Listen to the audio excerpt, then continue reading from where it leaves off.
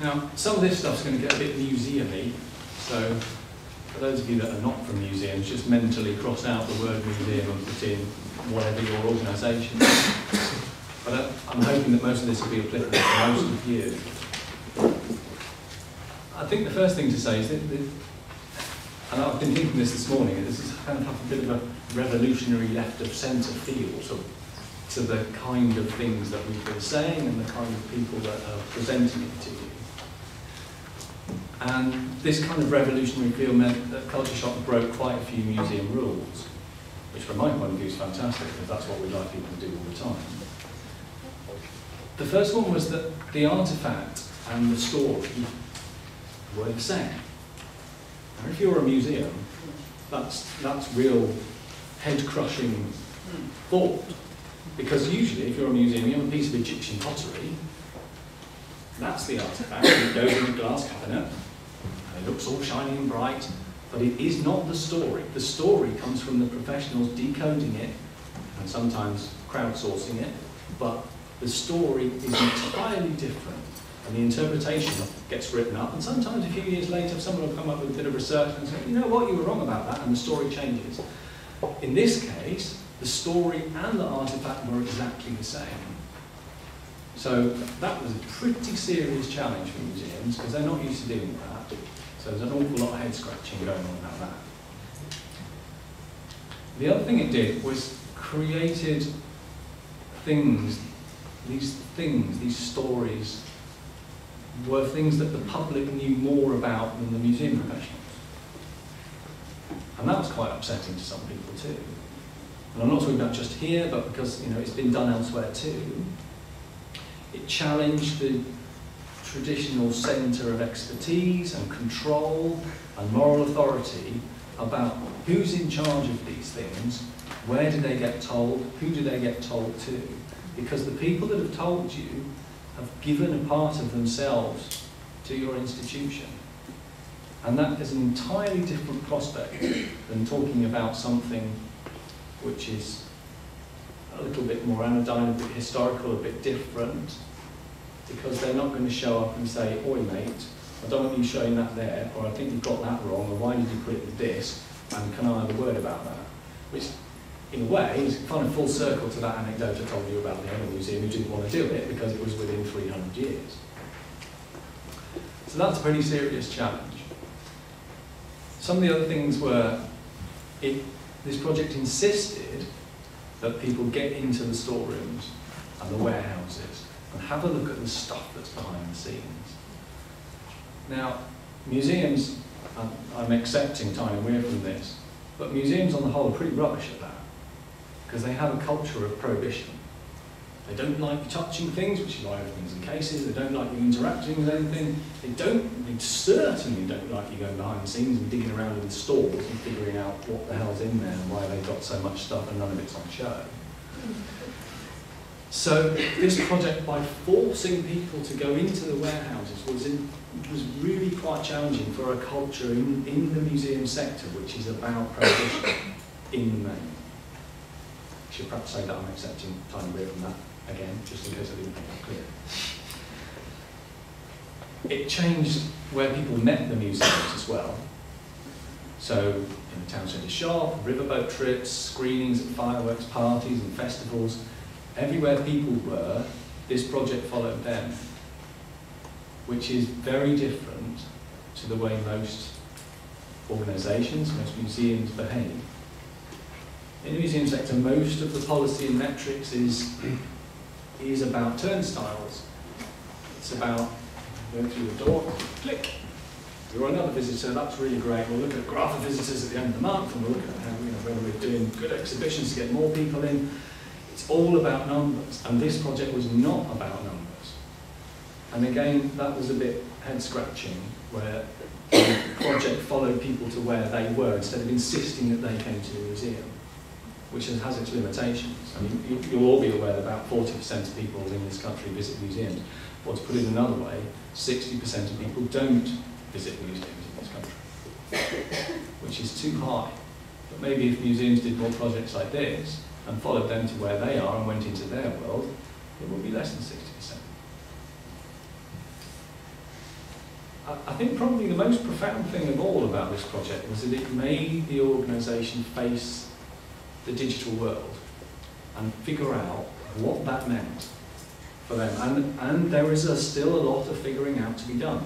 But confronting an organisation with a major digital project was fantastic because it got to the guts, in this case, of what museums are going to be about in the future. So, for example, people will argue to you, and they have argued to me, that museums are all about objects. Well, if museums are all about objects, and the future is digital, brackets, no objects, what the hell is the future of museums? So, it's not just challenging in a project sense, but it gets to the absolute guts of what these organisations are about, which I find fantastic because it gives people an opportunity to face a digital world and work out where they're going to be in 10 or 20 years' time. We asked policymakers what they thought of it, and to be honest, I think they haven't really decided yet. They're not really terribly sure what to make of it, because policy mostly in this country tends to define museums by what they hold rather than what they do with it. So policymakers are still doing a lot of head scratching. We're going to work with some of them, try and explain to them some of the things that are good about this. Funders loved it because it enabled them to reach lots of people in the demographics they wanted to reach, and it allowed the services to reach people that wouldn't ordinarily show up and come through the turnstile. So a picture was beginning to emerge of the point of culture shock for the organisations.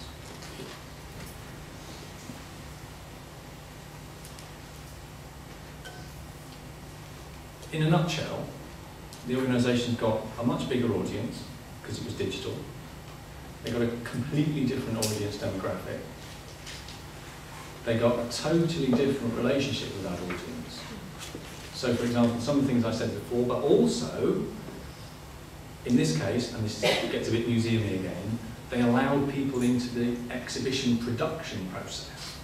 So, for most of you, you go to a museum, you see an exhibition, you don't think particularly about who created it and why is the shape it is, why are the things in it that are like they are, and why is the story told in that particular way.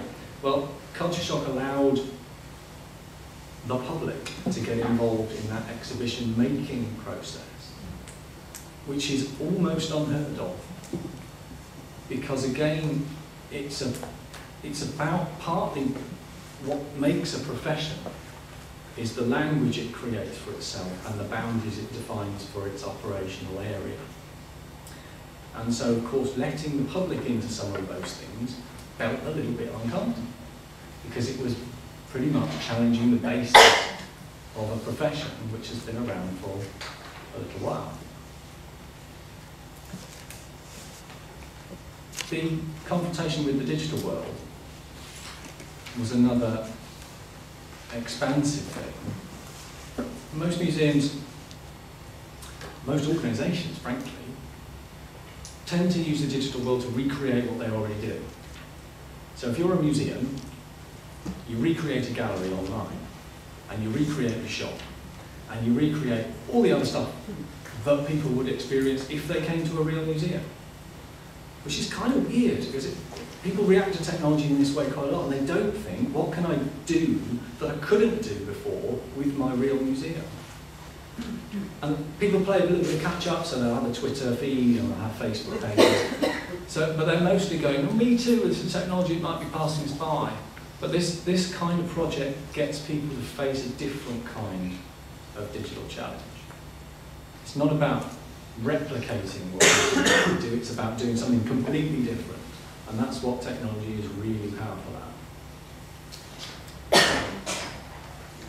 So in short, organisations got something quite revolutionary, countercultural, challenging, rule-breaking, dangerous is a word I nearly put in this presentation. Let's look at some of the numbers to illustrate.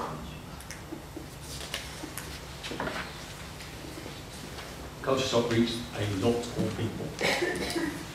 A little less than 40,000 viewers, Twitterers, web visitors, iTunes users, et al. That second bullet point looks fairly innocuous from here, doesn't it? Plenty of them responded to the stories they were seeing. The first series of Big Brother in 2000, massive juggernaut, huge investment, free TV advertising, 7.2% of people responded to that. So voting, commenting, emailing, 7.2%. Culture shock, no massive investment, no free TV advertising, no hype, no press coverage. 3.6% of people responded to what they saw. So to get to halfway of a massive juggernaut like Big Brother is kind of astonishing, actually. That was one of those I nearly fell off my chair moments when we'd done that analysis. And then we did it again and again and again. And I thought, I cannot stand up in public and say, this was halfway to Big Brother, without testing it properly. So, but we did it. We did the analysis 4 different times with 4 different people just to make sure it would work. And turned out to be right. And so this was a massive impact project for what was a relatively modest amount of money. Total project value about 650,000 quid, most of that from the Heritage Lottery Fund, which represents about 1% of the turnover of the museums involved. So, project size, but a hell of an impact for that 1%. And when those 3.6% of people responded, they had plenty to say as well. This is the kind of stuff they said. This is a word cloud, and for those of you not familiar with that, we took all our analysis, all our interview data, and fed it in to a computer program, which pulls out the adjectives and puts them on a word cloud according to how often we use them. So the big words are the words that all the viewers of these stories use most. Anything strike you about that word cloud? The thing that struck me is not a negative view on that word cloud. So we went, oh, that's unusual, let's have a look at that. You know how many negative views there were out of, well, the basis of this is 1,335 interviews. 2 had negative comments in them. 2. That's 0.1% of the audience that we interviewed had anything negative to say about the stuff that they'd seen. Now, I don't know how well you know your own organisation's stats, but 0.1% negative response on anything is remarkable.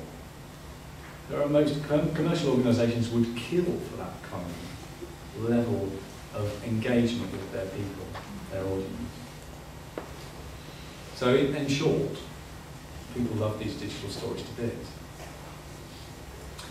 Now, because we're running over time, and also, thankfully, because my presentation got a bit blitzed and you've got the karaoke version, and I want to have enough time for questions, I want to sum up just by going back to the question we were set for this session, which is, what's the point? So, the kind of question you'll get asked if you want to do this stuff.